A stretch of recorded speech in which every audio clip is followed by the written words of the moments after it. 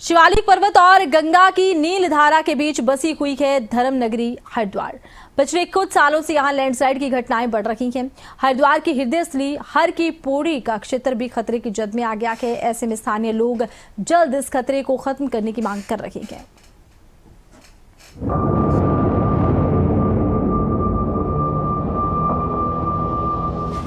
देवभूमि उत्तराखंड में मानसून ने जमकर कहर बरपाया।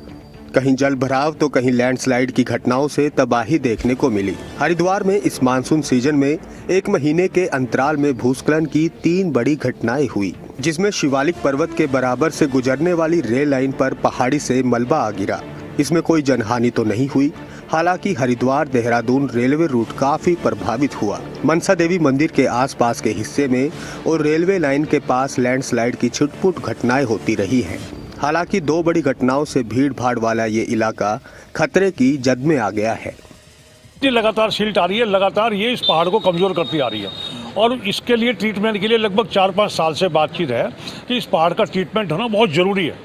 और हर व्यापारी यहाँ पर डरा जाता है, हर पर रोड वाला क्या, बाजार वाला क्या। अभी भी देखिए कितनी सिल्ट इस बाजार में आई हुई है कि जगह जगह सिल्ट के ढेर लगे हुए हैं।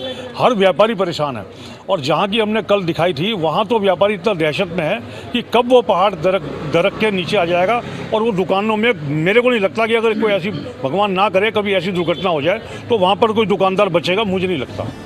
मनसा देवी के पास भूस्खलन और रेलवे लाइन भूस्खलन की जद में आ जाने से प्रशासन पिछले 3 सालों से पहाड़ के ट्रीटमेंट की कवायद में जुटा है। हालांकि रिजर्व फॉरेस्ट होने के चलते कभी राजाजी टाइगर रिजर्व का अड़ंगा तो कभी रेलवे विभाग के नियम आड़े आ जाने से बजट मिलने के बावजूद ट्रीटमेंट का स्थायी कार्य नहीं किया जा रहा है।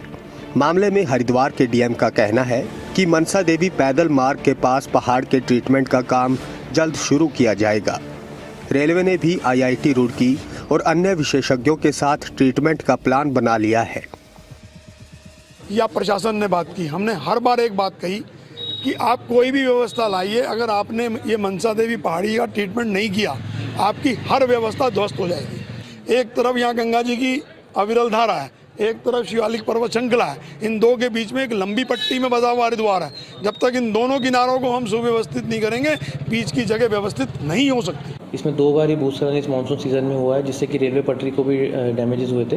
तो इसमें रेलवे विभाग के उच्च अधिकारियों से वार्ता की गई है। उनके द्वारा इसका परमानेंट ट्रीटमेंट का जो है प्रपोजल आगे मूव करा दिया गया है और उसको हम लोग लगातार फॉलो कर रहे हैं। इसके अतिरिक्त जो मनसा देवी पैदल मार्ग में भूस्खलन के जो हमने प्रपोजल पहले भेजा था, उसको भारत सरकार से अनुमति मिल गई है और अभी शीघ्र ही उसका फॉर्मल, जैसे ही उसका हमको अप्रूवल लेटर मिलता है, वो कार्य भी हम तत्काल प्रारंभ करेंगे। जो हमारा रेलवे डिपार्टमेंट है वो आईआईटी रुड़की और अन्य लोगों के साथ उसका ट्रीटमेंट का एक उन्होंने प्रोजेक्ट बना लिया है और उस प्रोजेक्ट को जल्दी ही क्रियान्वित किया जाएगा।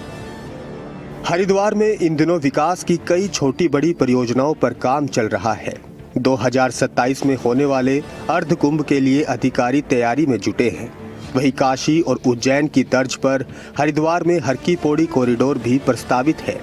हालांकि ये सबसे पहले हर की पौड़ी के आसपास मंडरा रहे खतरे को खत्म करने की जरूरत है।